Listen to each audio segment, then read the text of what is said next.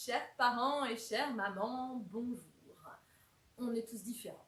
C'est vrai, grosso modo, on se ressemble tous, mais depuis nos molécules en passant par notre histoire, on est tous uniques. Aussi bien ce qui marche pour l'un ne fonctionnera pas pour l'autre, pire. Ce qui a fonctionné hier, parce qu'on évolue tous les jours, on trouvera que ça ne fonctionne pas forcément aussi bien demain. Un seul moyen de le savoir, l'expérimenter. C'est pour ça que je vous invite vraiment chaque semaine à expérimenter des petits changements dans vos habitudes. Petite expérience. Citez-moi rapidement 2-3 de vos défauts. Impatient, pas gentil, maladroit, parle ou rit trop fort, nanana, nanana, ça afflue vite, vitesse grand V, on nous a reproché tout un tas de choses qu'on a fini par croire vraies, en plus, même si c'est arrivé qu'une fois. Citez-moi maintenant 2-3 de vos jolies qualités. Vous savez, ces petites choses qu'on fait tellement naturellement et spontanément, qu'on croit que tout le monde fait pareil, et auxquelles on répond maladroitement, c'est normal quand on nous en remercie. On est plein à avoir plein de jolies qualités, mais on est un subtil cocktail de super pouvoirs qui nous rend uniques.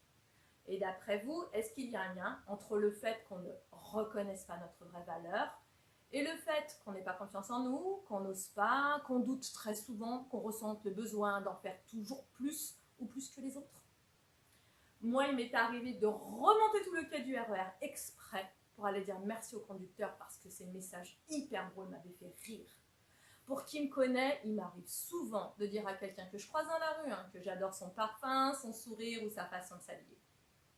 Quand un élève me sollicitait et que je n'avais pas pu m'occuper de lui tout de suite, je le remercie avant toute chose pour sa patience et sa compréhension. Quand un enfant ou un adulte fait quelque chose pour la première fois, avant même d'en connaître le résultat, je lui dis sincèrement que j'admire son courage. Il ne s'agit pas de passer de la brosse à reluire, juste d'exprimer le truc gentil qu'on pense vraiment, mais qu'on prend rarement le temps de faire, pressé que l'on est, ou à se dire « Oh, c'est pas si important ». Dire des choses gentilles et sincères aux autres nous faut autant de bien qu'à celui qui les entend. Une fois, mes élèves m'ont félicité pour les progrès que j'avais fait en dessin alors que je leur expliquais quelque chose au tableau. Mais c'était si bon, si bon. Nous sommes les miroirs les uns des autres. Pour que vous l'entendiez au moins une fois, ce que je juge chez l'autre, c'est quelque chose que lui s'autorise à faire, mais que je n'assume pas, que je ne m'autorise pas à faire. Ce que j'admire chez l'autre, c'est une qualité, une compétence que je ne me suis pas encore autorisée à déployer.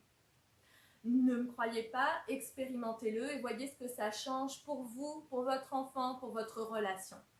Merci de tout mon cœur pour vos gentils messages adressés en public ou en privé. Et si ces vidéos vous parlent,